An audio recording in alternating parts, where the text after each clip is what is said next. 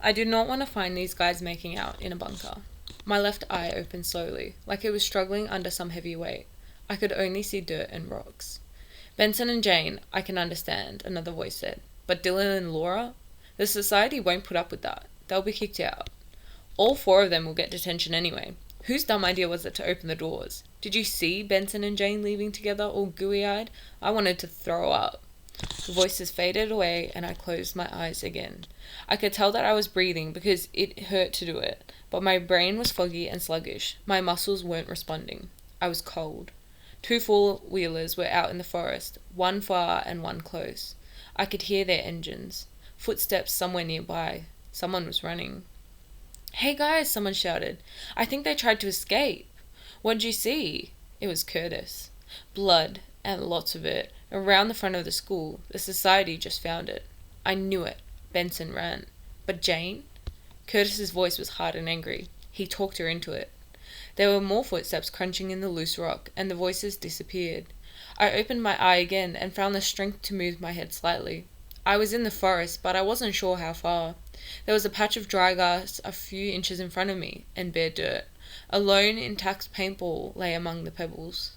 My left hand was in view. It was swollen, caked in blood, and purple. I could hear more voices now. Not clearly enough to understand what they were saying, but I knew that there were lots of people outside. Probably all the students. Dylan, Laura, Jane, and I were missing. They were searching for us, just like when Lily disappeared. But the society must have been able to unlock the doors to check outside this time. What would the announcement say about Jane? Hit by a car? Grunting, I moved my right arm underneath me and began to lift myself off the ground. It felt almost impossible, like I had an extra 100 pounds of weight strapped to my body. I coughed and nearly fainted. I could see the students now. They were spread out across the campus, some in groups and some alone. Most were over at the school, and more were heading around to the front, to where the blood had been found. Jane's blood. Why would an android have blood? I raised my right hand, hoping to signal someone, but I couldn't keep it up. It was too heavy. "Hey," I croaked, but even I could barely hear myself. I watched them as they searched. It wasn't organized, not like how Curtis had set things up yesterday. Was that only yesterday?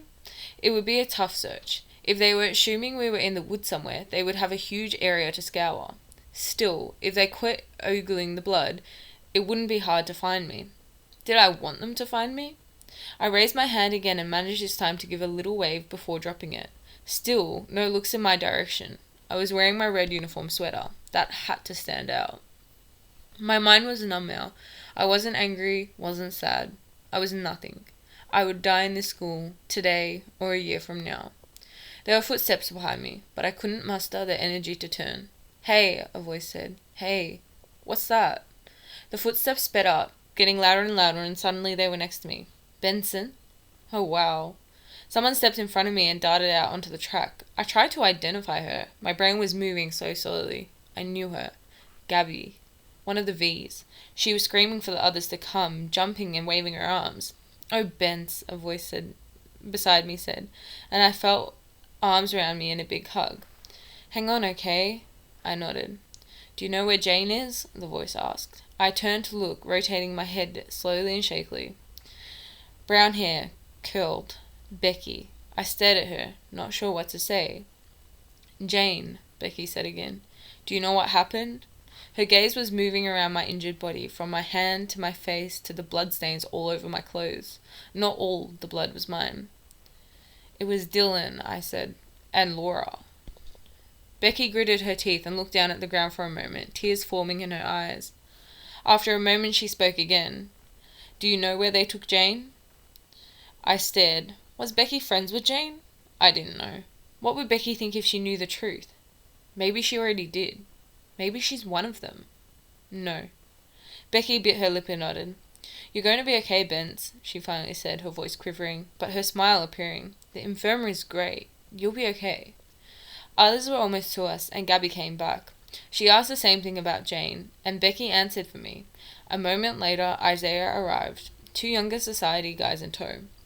"What happened?" he asked confusingly. Becky stood, stared at him, and then walked away. "It was your stupid goons," Gabby said quietly. "Laura and Dylan did this." The two society guys flinched, stepping forward like they wanted to shut her up. Curtis appeared and jumped in front of them. Was this real? Were they humans? Or was I watching an elaborate play designed to make me think that they weren't all in it? Curtis turned on Isaiah, jabbing his fingers into Isaiah's chest and speaking in a low growl. I don't care what you think happened here, but you have the medical contract, and you better get someone over here this minute. Isaiah opened his mouth to say something, but Curtis grabbed her by the sweater. And if I find out that Dylan was doing this under your orders, I will break every bone in your body, one at a time, slowly. With his last word, he shoved Isaiah backward. One of the society kids threw a punch, but Curtis easily dodged and then knocked the kid to the ground. Isaiah barked out a harsh order, and the fight was over as quickly as it started. A crowd was forming around us now, and almost all of the V's were there. Mason stood quietly at the edge of the crowd, his face stoic. He'd been right. I shouldn't have gotten involved with Jane. Did that mean that he wasn't one of them? He'd tried to get me to not fall for Jane. He was working against her. Or was this all an act? Carrie, Jane's roommate, was on her knees at my side, tearfully pleading to know where Jane was. I told her I didn't know. Were you together? Curtis asked. They thought she was still out there somewhere. Maybe they'd find her, like they'd found me. I tried to nod, but even that hurt. Yeah, I said. We'd left the dance. We ran around the front of the building. Everyone's eyes were glued to me as I spoke, even the societies. Oakland and Mouse stood at the edge of the circle, listening to every word. It was Laura and Dylan. He had a pipe. There were murmurs in the crowd, then raised voices, and then people began shoving each other again. Curtis bellowed at everyone to shut up. Go on, Carrie said, her face red. Jane's face was like that when she cried. Then again, so was everyone's. They attacked us, I said. Dylan knocked me into the window well. I paused, wondering what I should say. How could I explain how I got over here? Carrie touched my hand. And Jane? I shook my head. Pain. I don't know. I should be crying, I thought. I should be sobbing. Why can't I? A moment later, Isaiah broke back through the crowd, with Anna following him. She looked terrified as she knelt beside me. Everyone grew quiet as Anna fumbled with her first aid kit. She opened it uncertainly, looking at me, then looked back at her kit. She pulled out gauze bandage and with trembling fingers tore the plastic shrink wrapping off, but then she paused, staring back at the various items. She pulled out a little bottle of something, then set it down and chose another. Come on, Curtis snapped, motioning to Mason and Joel. Let's get him down to the infirmary. The rest of you, get out there and find Jane. She could be anywhere.